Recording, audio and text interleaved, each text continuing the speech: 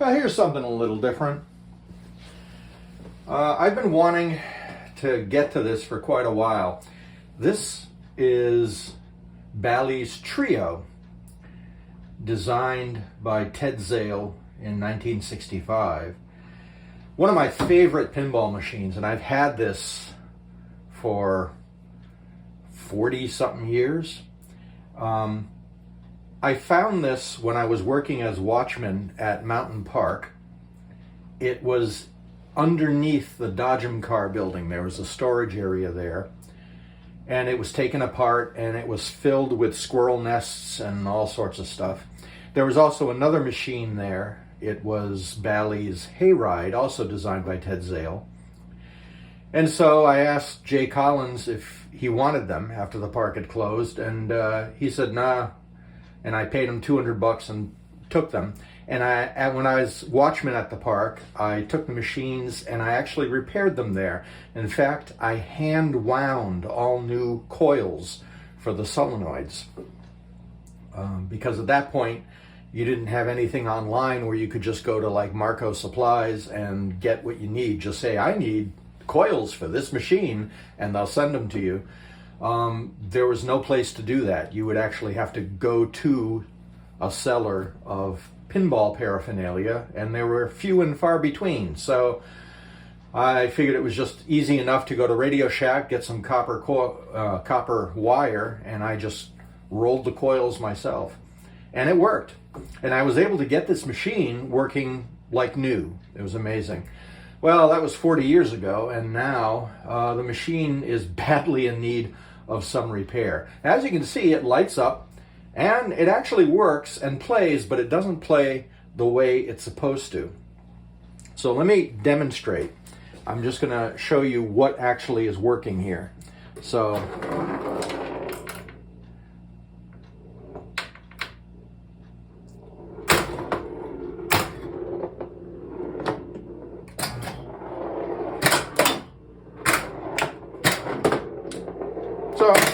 bumpers are working. It's scoring. The bell's working. Well, one of the bells. I have one. You can have, there are two different bells with two different tones, and you can have them set to go off at either 10 points or 100 points, or 10 points and 100 points with different sounds.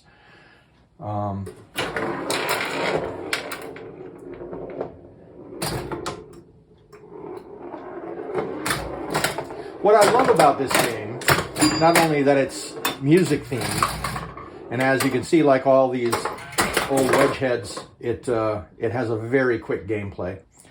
It's not only that it's music themed, but it also has wonderful flow to it. If I can ever get the ball into the flippers, it reminds me of an early Steve Ritchie design, where the ball really can get going fast on this, and it travels the entire playfield very quickly.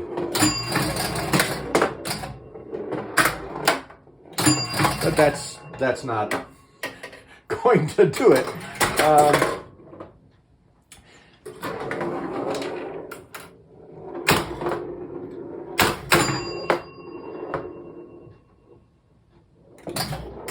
It always amazes me too. There we go, there's an example. How often the ball will go into the upper lane that is not lit. It doesn't matter whether it's, see, there's another example. All the way around the board. It's a lot of fun when you finally get to hit the ball.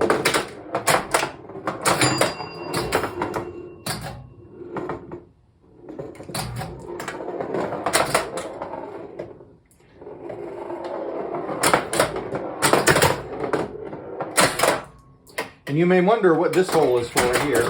I'll explain that in a minute. I'm on the last ball, so let's just drain this ball, and I'll tell you the way it's supposed to work.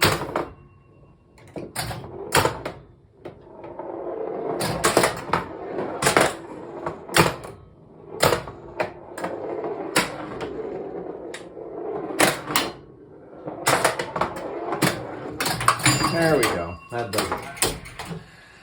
And you notice I have 8 lit as the match number, and the 0 never advances. So this is one of the problems with the machine.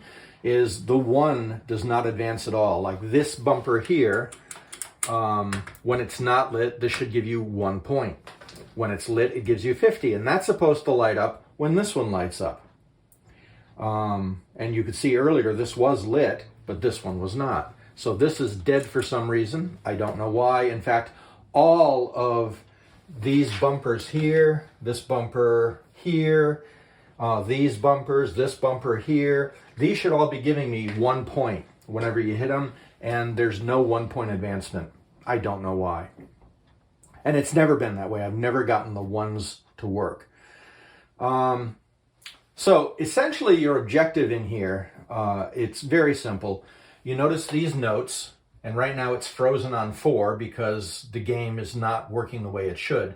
You should be able to advance this all the way to 10. When you advance it to 10, you get an extra ball. This is an add-a-ball game. There were several of those made to try to skirt around the gambling regulations that were in place at the time in the 60s to say it's not a gambling game because you're not winning free games. You're just getting an extra ball, so you're extending your gameplay. So you could advance the balls if you got all the way to 10. How do you get to 10? Well, you have to advance this. How do you advance this? Well, the way it's supposed to work when you start is all of these mushroom bumpers here are dark. These are all lit, and that doesn't always happen. So if I were to hit for another game, you notice these are staying lit and these are not lighting. These are supposed to light up at the beginning. And when you hit one of these, if you hit the red lights. If you hit the blue, the white. If you hit the blue lights up. So your objective at first is to roll over all of these in order to light these mushroom bumpers. Then when you hit the mushroom bumpers, you notice nothing happens. What these are supposed to do when you hit them is to start advancing your circle here. 10, 20, 30. There's our bonus points that you collect when you drain. Sorry, not when you drain, when you go into here. The idea is not to go into there until you get all the way to 200. When you get to 200, that'll open this gate here, and then it will advance the notes here. So you've got to do this quite a bit, and it's not really hard to do. You hit these all the time. And when you hit them, they just advance to the 100, and then they'll advance and get to 200. And when you get to 200, it advances that, opens the gate here. And when you go out here, then it resets. When you roll over these here, these yellow targets, these will light this, and it's supposed to light this target over here as well, so that you can collect 50 points, which is pretty big in this game. The highest score I've ever gotten when the machine was working properly was about 8,500 points. I've never rolled it over. And it's set originally to give you a replay at 1,800, 2,100, 2,400, and 2,700. And then it'll start to repeat that when you get to 3,800, 4,100, 4,400, and 4,700. So there's a chance to get lots of racked up balls. This goes up to 24, and keep playing. But the replay stopped working. I don't know why. And so that's got to be fixed as well. These pop bumpers here used to rotate. So you notice this one is dark. These are lit. This one always stays lit. But these are supposed to cycle. They're supposed to rotate around, and they don't anymore. I don't know why that is. What else is going on here? I think that's about it. Those are the main things. It really hinders your score if you can't get this to work, because 200 is huge in this game. And if you can do that repeatedly and then get extra balls, then you can just keep playing forever. So, that's my objective now, is to start working on this finally after all these years and get this back into good working order. Now, for those of you who have never seen the inside of a pinball machine before, I'll just show you what I'm up against here. to take the bar off. Let's get the ball up there and pop these and lift. And there we have it. It is a mass of wiring. And the way they did wiring back there, it was all cloth wiring.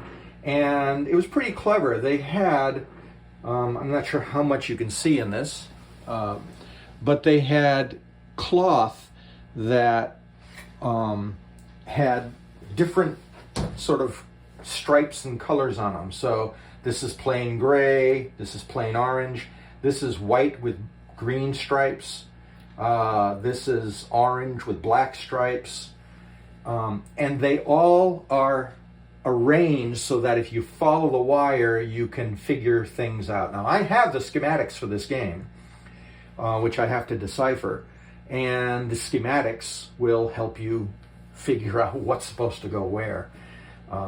And that's a huge job. There is like a mile of wiring in this thing, all electromechanical. This big wheel here is your reset wheel, and this basically holds the key to a lot of what's going on in this machine. And I think some of these contacts, these reed switches here, are probably dirty and not firing properly. And that's true of all these. This is a big cam in here that turns and resets all these reed switches. These are all solenoids here that control functions of the game, and I'm sure some of those are dirty as well. You also have all of these connectors that are just big metal pins that go into slots, and I wouldn't doubt that some of those are dirty as well. So basically I've just got to take this whole thing and start pulling it apart piece by piece. I can disconnect this whole playfield and pull the whole playfield out and examine that. I don't think the playfield is the problem, though. I think everything on the playfield is functioning. It's just the signal from the control unit down here isn't getting up to the playfield somehow. And also the same is true. You're going to see a lot of this type of stuff in the back box behind it, where the score reels are. It's all the same type of mechanism in there to make everything work. So lots of cleaning to do and lots of tracing to see where the connections are going wrong. I'm mainly curious to find out where that ones place is not being triggered, why it's not turning.